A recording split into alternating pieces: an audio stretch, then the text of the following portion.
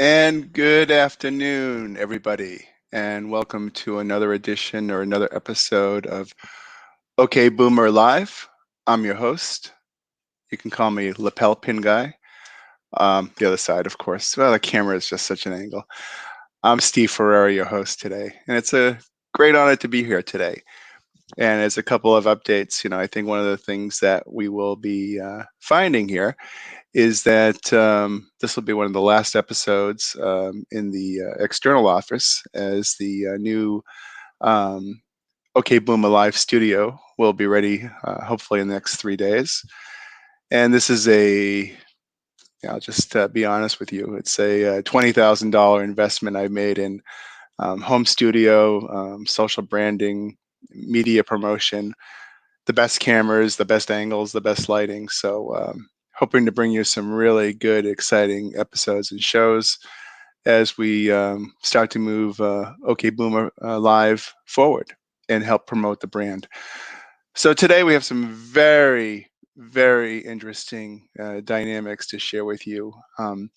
I have a friend of mine that said, Steve, this is such a great platform because there's no devoid of any topic, be it from China, trade wars, to Amazon, to Walmart, to China trade, just a whole plethora of subjects that we can cover.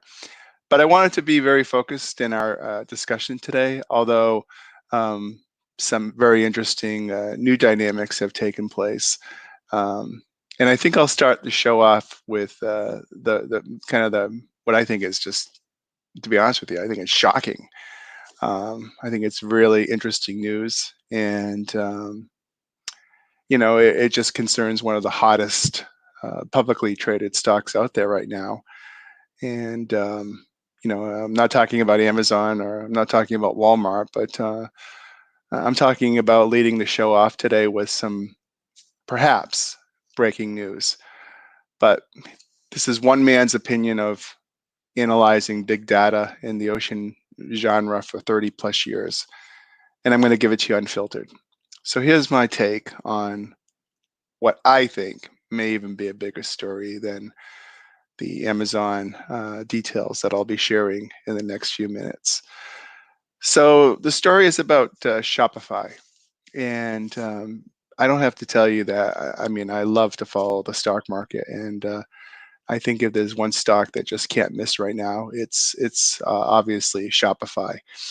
And e-commerce. We'll see some trends in what we're doing here with other players. But here's what I think about Shopify that's just really interesting. And perhaps, I've been hiding under a rock somewhere. So if this news is already out there, which I don't think it is per se, certainly free to just use this as a public information message and as part of your knowledge chain on what is happening with Shopify. But it occurred to me to look a little deeper into Shopify and their fulfillment ambitions. And I started to look, and I understand. And again, I didn't look through the whole Shopify platform, but I know that as far as the Western region is concerned, I believe in Nevada, they had Shopify had partnered with or has partnered with a third-party logistics company called ITS Logistics. And nothing overly, shocking about that in terms of, looking at the Shopify platform and their ambitions for fulfillment. And it strikes me again as another lead into the company we're going to talk about today, Amazon. Uh, who knows a thing or two about fulfillment? But here's the thing that I found just shocking, right? It's a little blog. I'm going to read it to you because I didn't have time to do a slide. I do have some slides today on the heart of the matter today, but this is my take. So Shopify, this is from ITS Logistics website, May 7th, 2020. So pretty current. It's very short, so please bear with me. Shopify has launched a new app called Shop, and with it, potentially an entirely new business that they intend to compete directly with Amazon. The app is brand new. Uh, pardon me. The app is a new brand and completely new business model for Shopify. From early signs, the company appears to believe this new business could be bigger than Shopify itself and maybe the next stage in a total rebrand of the company from Shopify to simply Shop. And that's from ITS Logistics, right from the website. I was kind of stunned when I saw this because I'm a bit of a sleuth detective. I believe in my job 80-20 rule exists, that it's an art and a science in terms of what I do professionally, and I don't have to get into what I do. It's quite common practice. I'm the leading expert in the field, so that goes without saying. But Shopify competing with Amazon.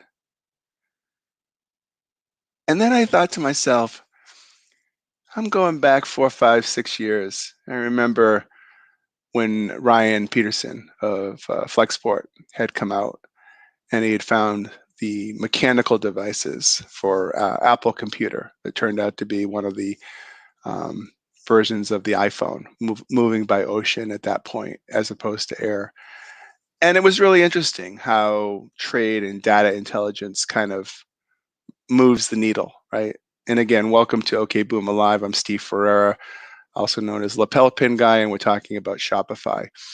And so Shopify's ambitions seem to have, in terms of competing with Amazon, may have come to fruition. Just 10 days ago, I have seen the first import with the consignee of Shopify into that Las Vegas or the Reno, Nevada location. Seems to be a shipment of ceramics. Perhaps is this a house brand? Is this the beginning of a movement for Shopify as a importer? Or is it just simply more fulfillment? Now, Flexport's handling the move, which I thought was also very interesting, as Flexport's getting more into e-commerce and the Silicon Valley movement. But if you read again the news on Shopify from their third-party logistics company, from early signs, the company appears that the new business could be bigger than Shopify and maybe the next stage in a total rebrand. Potentially, they've created an entire new business that they intend to compete directly with Amazon. May 7th, 2020, first imports May 10th, 2020. Coincidence? Maybe, maybe. But it reminds me of another brand that went from 0 to 120, just like that. And well, let's cover that today in our main thesis. So let me share my screen. And I think we will go just big here, and we'll take me out of the equation. And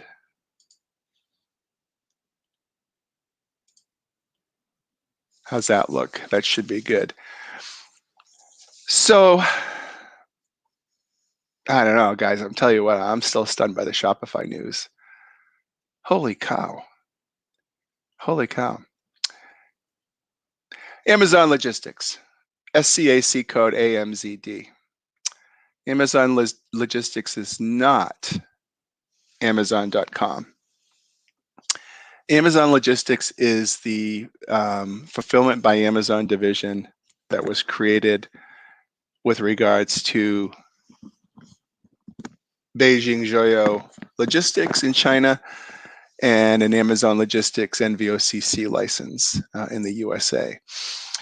And so basically, instead of the inland Chinese or the small Chinese vendor with no US representation going a zillion different ways on a zillion different forwarders, Amazon's done a really nifty way from origin to destination to make a financial model at all steps of the way, from origin receiving to labeling to packaging to distribution and fulfillment fees in the DCs in the USA. So a really brilliant stroke. But one of the things that I thought was really interesting with Amazon Logistics is that really it is the mom and pop side of the Amazon business. I mean, you can look at thousands and thousands of invoices, and very rarely would you see an invoice with one or two or more containers. And it's true that these containers are probably extraordinarily profitable. Maybe somewhere in the profit level of $600 to $800 profit container per container for Amazon. That's just a ballpark. But if you look at the numbers, which are extraordinary, and you think about, and I try to, I'll tell you guys, I try not to say the word COVID-19 in today's episode, but if you look at full year or January 1 to May 2019, AMZD did 3,978 containers. Same period this year, um, double that, much more than double that, 9,407 containers. So, and again, one of the things that's extraordinarily interesting about this is that this is basically 95% mainland China origin cargo. So, COVID, no COVID, Chinese New Year, no Chinese New Year, naysayers, no naysayers. I don't care what you say. The baseline is that these guys are becoming giants. And if you look at what potentially Shopify could do, it could potentially change the restructuring of our retail environment as we know it, as these feeder containers come into the Amazon platform, and obviously through the Shopify neutral network platform, if indeed Shopify is getting involved in directly competing with Amazon. The tenure of what Amazon Logistics is doing is just phenomenal. Now, I thought what was interesting about looking at Amazon Logistics is the top moving commodities. This is in real time, right? So what's moving? Well, it's the whiteboards, it's the TV wall mounts, bed frames, patio umbrellas, doormats, water filters, coax cable, and yes, the simple cotton tissue. Um, so those are the you look at the top 10 commodities, give or take a couple hundred containers. These are moving really solid for Amazon Logistics. Again, this is the fulfillment by Amazon division coming in from China. And it's really interesting on whiteboards. I have never seen that commodity moving in such quantity before, but it makes sense from the work from home. The TV wall mounts is something that I guess I'll never get. From the Best Buys of the world to the Amazons to the Targets to the Walmarts, they're all selling the big screen TVs. And I guess with home gaming, this is another byproduct of COVID-19. But these are really incredible. So out of the 9,000 containers moving, these account for a very significant portion. Now, again, there's thousands of commodities moving, but what's not moving is PPE. And so I thought this was just fascinating, fascinating, fascinating. When you look at Amazon Logistics as the fulfillment by Amazon, out of the 9,400 containers, I looked very carefully. Forgive me if I missed one or two. I don't consider tissue PPE, but I didn't see any masks or N95s or disposable gowns or whatnot. However, with that said, in looking at Amazon.com, I, did see yesterday in the port of Long Beach or Los Angeles, 17 full containers of face shields arrived. A week before that, 35 containers of alcohol wipes, the kind that that are foil packed and you rip open for, put in your briefcase or purse.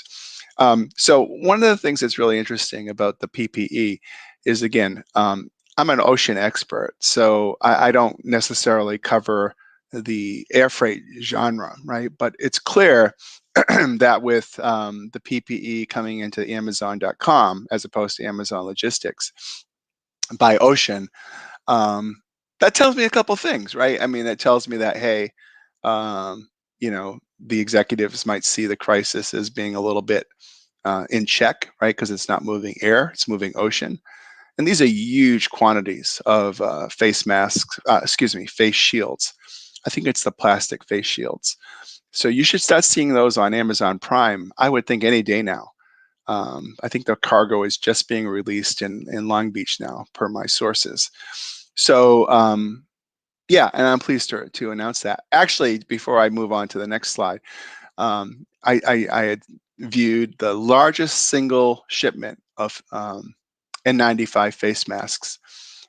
40 containers of N95 masks just arrived into LA a few days ago. What's really interesting is that I won't say the name of the importer, but the importer is a U.S. company, but is Chinese owned, is a Chinese owned affiliate. So it's really interesting that the Chinese continue to dominate the PPE on the landed product as far as the imports are concerned. Now, one of the things that's interesting when you look at the Amazon logistics growth, which has just been phenomenal, is we can now kind of segue into, for example, Amazon.com. And we can also kind of look at the comparison to Target and talk a little bit through Walmart as well. Now, I understand that this slide I put together is not apples to apples, but I'll tell you why I did it this way. But Amazon.com as a direct importer, January to May 19 versus January, May 20, Amazon's own cargo that their buyers go out and source is obviously doubled. And that goes without saying, with Amazon being the leader in e-commerce as we go through the crisis. You would expect to see that. But one of the things I thought was really interesting is perhaps the fundamental way of business in terms of distribution and warehousing. Now, Target, I'm looking at Target on invoices, not containers, invoices. But if you really wanted to extrapolate that, one of the things why I found it's just so fascinating is that there's 22,000 in January to May of 19 and the same in 2020. It probably extrapolates to about 30,000 containers. But again, I didn't do the study on that. But why is that? Why is it just so stable? And the reason may be that Target took a more proactive stance in forward loading. We all know about the issues on distribution centers being fully profiled. And again, Target may get a large quantity or a larger quantity domestically versus the mix of what Amazon's doing. Now, I did find this fascinating. I didn't put a little graph on it because I just found it so fascinating. I wanted to talk through it. I found the actual reverse trend on Walmart. I found that the Walmart throughput in 2019, January to May, was almost double January to May 2020 in terms of containers. Now, again, easily explained, could be distribution, could be Walmart had done a lot of forward loading in the latter half of 2019. And it also could mean that Walmart is buying more domestically, almost in a fulfillment type way, where they're buying from agents and third-party merchandisers. Even though that product is imported, Walmart is not directly responsible for importing it. I don't think it means that Walmart has lost its cadence in terms of overall volume as an importer, but I think it may have a lot to do with cargo management and how Walmart has handled distribution and warehousing through the years. Now, I think that one of the things that's really interesting, if you look at the total China invoices, and this is just in May of this year. Last year, 350,000 ocean invoices of product. This year, 380,000. So it's actually up, which is it's really interesting. But what is up, in my opinion, are the smaller size shipments, the LCL, maybe even the small parcel shipments, where if the value is under $800, there's no cargo declaration or duty or tariff required on that material. But I think that one of the things that's really interesting, and we talked about this with Dan Gardner a few weeks ago on the future of U.S. trade with China, is if you look at the very material, labor material driven type products, like let's say chemicals or forest products or lumber, or rough sawn lumber that needs milling, and other labor intensive products. I want to focus on that for a second, because I think one of the things that's really interesting, and this is labor intensive cargo from China in the last 5 days, where the shipment block of product is 100,000 pounds or more. So this could be lumber, cement, fertilizer, chemicals, something that's very labor intensive, that's produced in a factory with low wages. If you look at 2017, this is the same period every year. 7,000, and again, this should be 2017, 18, 19, and 20. One of the things that's interesting is the drop off between 2017 and 18 was pretty dramatic. And then the drop off in 19 and 20, where it has stabilized, where basically, we're starting to see a lessened demand for labor intensive product from China. And to Dan Gardner's defense, maybe some of this cargo has moved to other U.S. free trade agreement countries. We're just not buying the labor intensive cargo from China at the same demand rate that we had been previously. So I think it's really interesting to start to see the labor intensive product diminish on the very high volume. We're talking about 30, 40, 50 container chunks of cargo, starting to see a more diminished lift out of China. And so I think that in looking at the overall foundations of what we've done today is really looking at how the Amazons and the Shopifys, and how Target, Walmart, and again, we could do another study next week on Lowe's or Home Depot, but it certainly is interesting to see the labor intensive lift plateauing out. I think that, in my humble opinion, that's one of the big signs that we will start to see a strong slowdown as we get more into June and July. We're seeing already a flat line where it's kind of equal to last year, but we are seeing less and less. And as I said, we may have already seen the beginning of some potential forward loading, and some obviously rush to back to school to just Katie bar the door in terms of the orders that are coming in. And I think that that's certainly one of the things that's really fascinating about what we might look forward to. But one of the things that for sure doesn't seem to be stopping is the surge of Amazon as a market leader, right? Until maybe the crisis is finished and we have some of our more non-essential retailers coming back online. The Kohl's of the world, for example, we may see this trend with Amazon still continuing. I am not surprised at all about the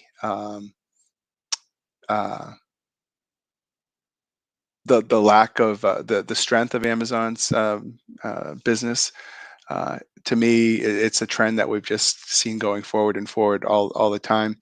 And I wanted to just leave you with a final note in closing, that it's been great to be able to present these new pieces of information to you.